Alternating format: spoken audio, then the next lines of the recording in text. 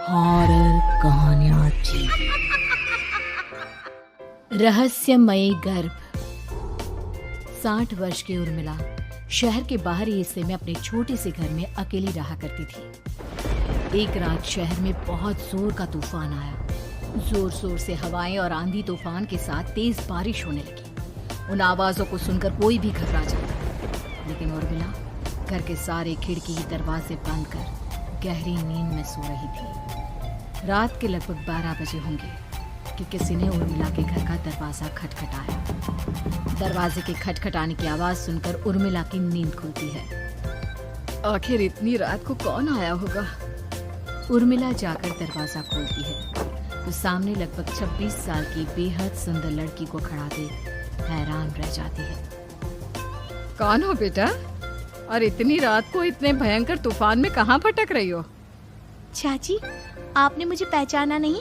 मैं आपके दूर के रिश्तेदार शालिनी। अरे हाँ, बचपन में तुझे देखा था। इतनी जवान हो गई है, कैसे पहचान में आती?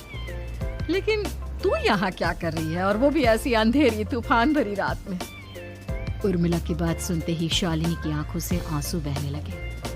वो फूट फूट कर रोने लगी। ये देखकर उर्मिला को कुछ समझ में नहीं आया और उसने शालिनी का हाथ पकड़कर घर के अंदर आने के लिए कहा। जैसे ही शालिनी घर के अंदर रोशनी में आई, उर्मिला की नजर उसके पेट की तरफ गई, जिसे देखकर ये साफ पता चल रहा था कि वो प्रेग्नेंट है। अरे, तू तो पेट से है। ऐसी हालत में इतने भयंकर तूफान में आधी रात को बाहर भटक रही है। आखिर बात क्या है बेटा? मुझे सब कुछ साफ साफ बता। क्या बताऊं चाची, ये सब जिसकी वजह से हुआ है उसके बारे में बताने में भी मुझे शर्म आती है। मैंने घर वालों की मर्जी के खिलाफ जाकर एक लड़के से शादी कर ली थी, पर वो शादी के 1 महीने बाद ही मुझे छोड़कर चला गया। छोड़कर चला गया का क्या मतलब? क्या उसके साथ कोई हादसा हो गया? नहीं, उसे कोई दूसरी लड़की पसंद आ गई और मेरी प्रेगनेंसी की खबर सुनते ही उसने मुझे बेसहारा छोड़ दिया। उसके बाद मैं अपने घर गई, लेकिन माँ पापा ने मुझे घर में कदम तक नहीं रखने दिया। तभी मुझे आपकी याद आई। कोई बात नहीं, कोई बात नहीं। तुमने यहाँ आकर अच्छा ही किया। एक काम करो, तुम आराम करो। वैसे भी ऐसी हालत में इतना घूमना फिरना और इस तरह आधी रात को बाहर भटकना ठीक नहीं होता। प्रेग्नेंट औरत को आधी रात को घर से बाहर नहीं निकलना चाहिए। बुरी आत्माएं उस पर अपना असर दिखा सकती है। और इतना कहकर उर्मिला ने शालिनी को एक दूसरे कमरे में जाकर आराम करने के लिए कहा। लेकिन जैसे ही शालिनी अपने कमरे में जाने लगी, अचानक से उर्मिला ने उसे रोक लिया। एक बात बताओ बेटा, तुम्हारा कौन सा महीना चल रहा है? पेट देखकर तो लगता है कि लगभग 6 महीने पूरे हो गए होंगे। उर्मिला की बात सुनकर शालिनी के होठों पर मुस्कुराहट आ गई। चाची जी, अभी सिर्फ 1 ही महीना हुआ है। शालिनी की बात सुन उर्मिला दंग रह गई। उसे समझ में नहीं आ रहा था कि प्रेगनेंसी के पहले ही महीने में शालिनी की हालत ऐसी क्यों थी। लेकिन फिर उसने बात को नजरअंदाज कर शालिनी को आराम करने के लिए कहा और खुद भी कमरे में जाकर सो गई। अभी कुछ ही घंटे बीते थे कि अचानक से एक बच्चे के बड़े ही अजीबोगरीब बेढंगे तरीके से रोने की आवाजें उर्मिला के घर में गूंजने लगी। उन आवाजों को सुनकर उर्मिला की नींद फिर से खुलती है। ये अचानक बच्चे के रोने की आवाज कहां से आने लगी? उसने उठकर चारों तरफ देखा, पर वहां उसे कोई नजर नहीं आया। उर्मिला घबराते हुए शालिनी के कमरे में गई तो वहां उसे कमरे की दीवार पर एक बेहद खौफनाक साया नजर आया, जिसे देखकर उर्मिला बुरी तरह से घबरा गई। आखिर ये सब क्या हो रहा है? शालिनी, शालिनी उठो! उसने जोर जोर से आवाज देकर शालिनी को जगाने की कोशिश की, लेकिन ऐसा लग रहा था जैसे उसकी आवाज शालिनी तक पहुंच ही नहीं रही थी।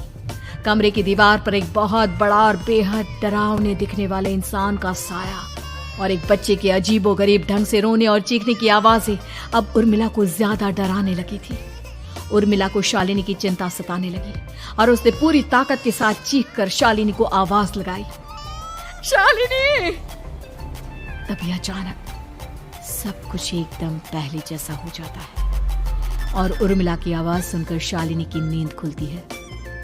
क्या हुआ चाची? आप इतनी तेज क्यों चिल्ला रही हैं? अब ठीक तो है ना?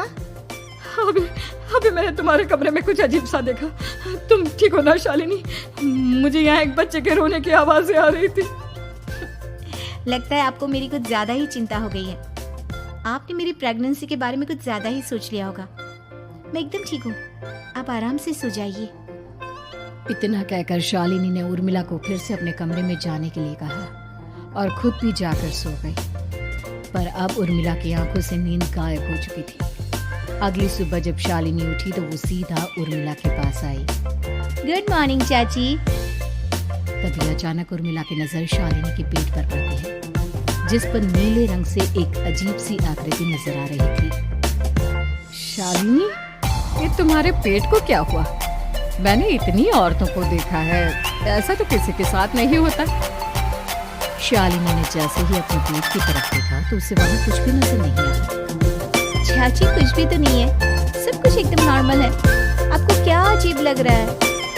इससे पहले कि उर्मिला उसके सवाल का कोई जवाब दे, अचानक से शालिनी के पेट में जोर जोर से दर्द होने लगा। वो बुरी तरह दर्द से तड़पने लगी।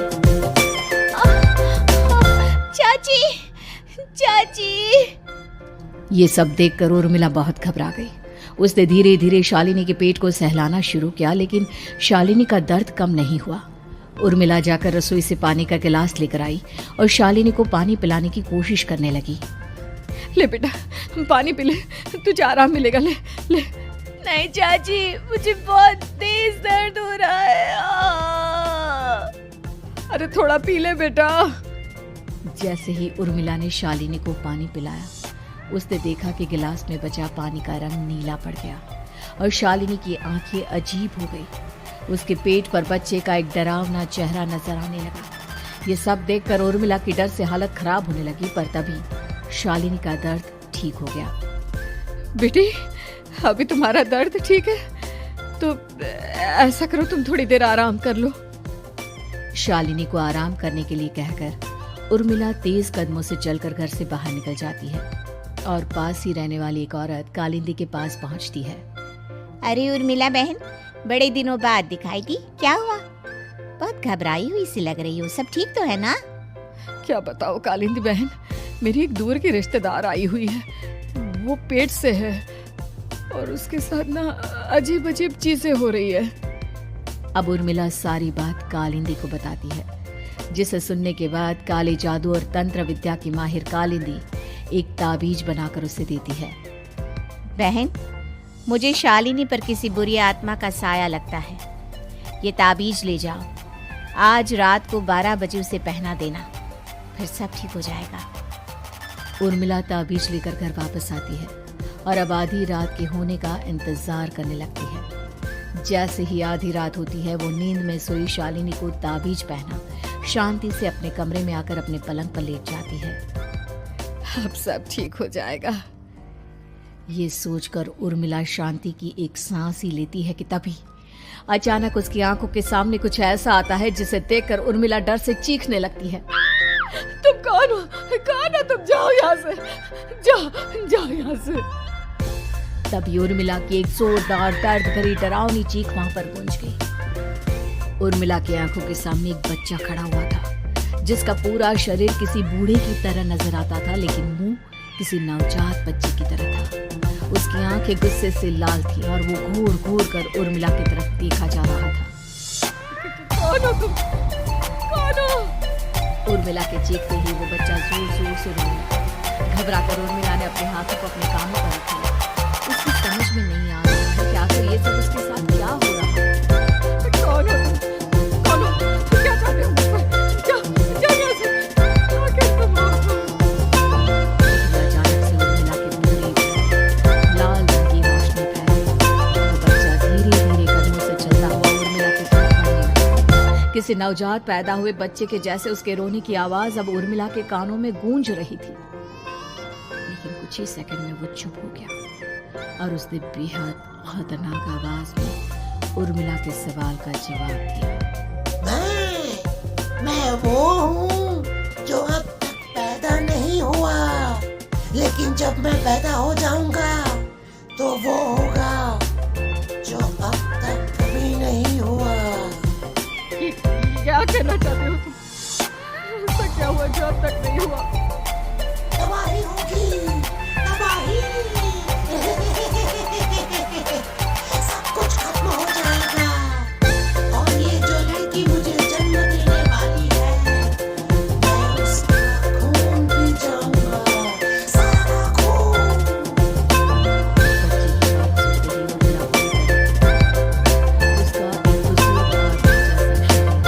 एक नवजात बच्चे जैसा चेहरा, ये दोनों ही बातें उर्मिला की समझ से बाहर थी।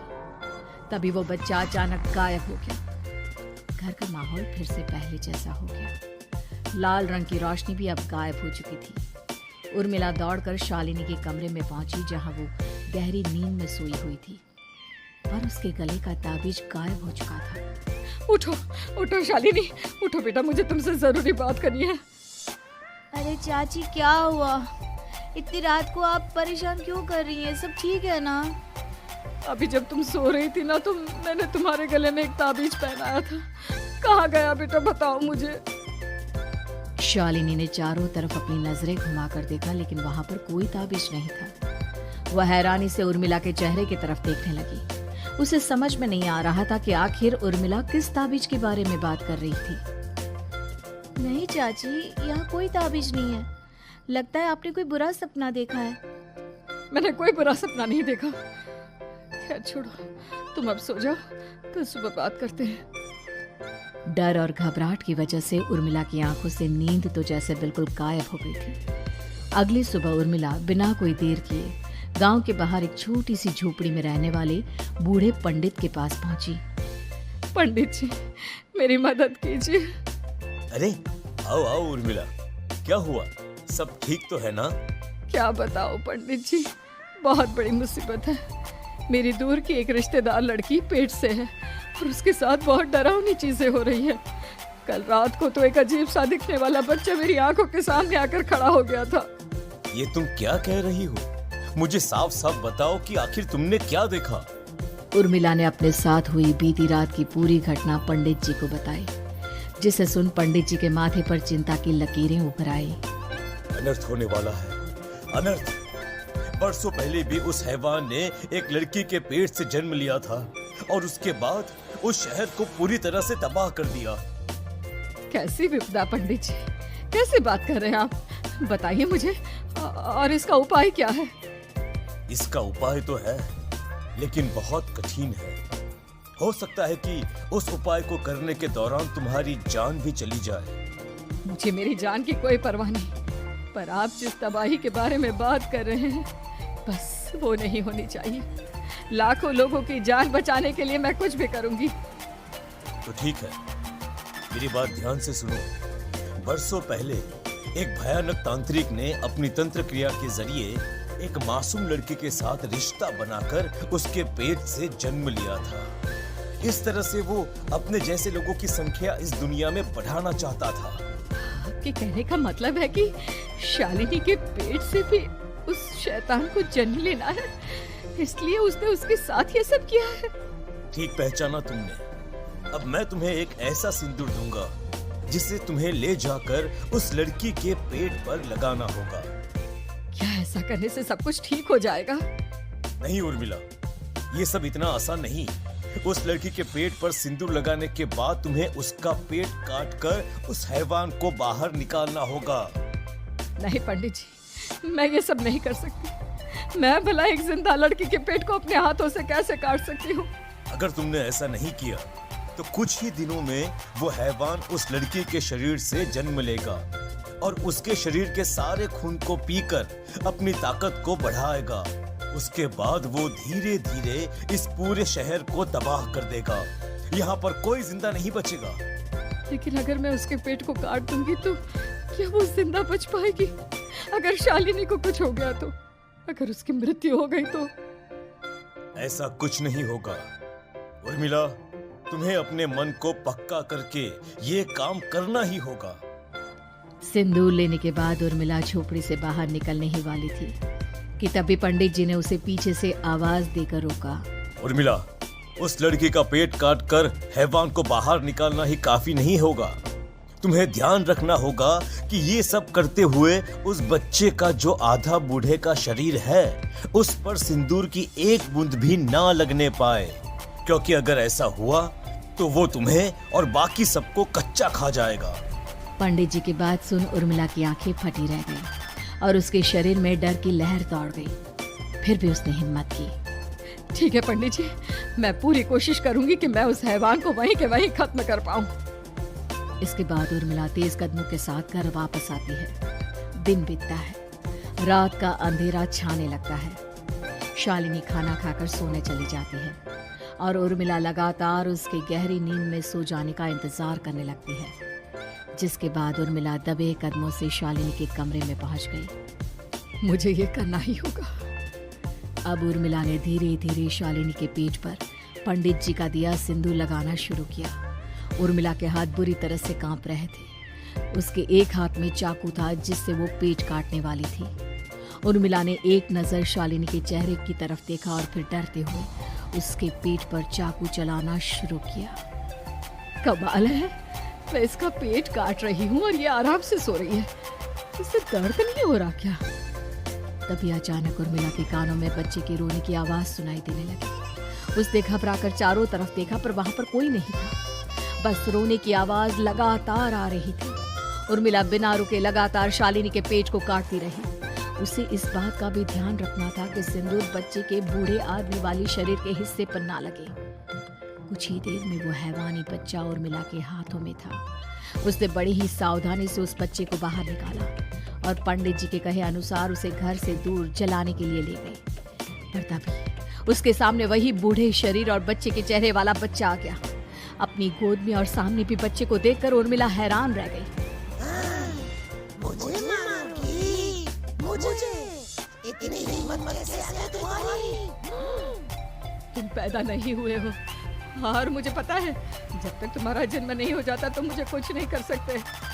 इतना बोलते ही उर्मिला तुरंत उस बच्चे को घास के ढेर पर फेंककर उसमें आग लगा देती है, जिसके तुरंत बाद वो बूढ़े आदमी के शरीर और बच्चे के चेहरे वाला अजीब तांत्रिक का भूत भी वहां से गायब हो जाता है। कुछ देर बाद उर्मिला घर पहुंचती है तो वो ये देखकर हैरान रह जाती है कि शालिनी का पेट अपने आप जुड़ चुका था। शुक्र है भगवान का और उन पंडित जी का, अब सब ठीक हो जाएगा। सुबह शालिनी सोकर उठती है तो अपना पेट देख पूरी तरह घबरा जाती है। चाची, चाची ये सब क्या हो गया? मेरा पेट अचानक कम कैसे हो गया? मेरा बच्चा कहाँ गया चाची? बेटी, वो बच्चा नहीं एक खतरनाक तांत्रिक था जो तुम्हारी कोख से जन्म लेकर सबको मार देना चाहता था। पैदा होते ही तुम्हारी जान भी ले लेगा, इसलिए मैंने पंडित जी के बताए उपाय से उसका खात्मा कर दिया है। सब ठीक है। शालिनी को उर्मिला की बात समझ में नहीं आती, जिसके बाद शालिनी को पूरी बात उर्मिला आराम से समझाती है। अब वो दोनों ही भगवान का शुक्र अदा करती हैं और एक साथ रहने लगती हैं।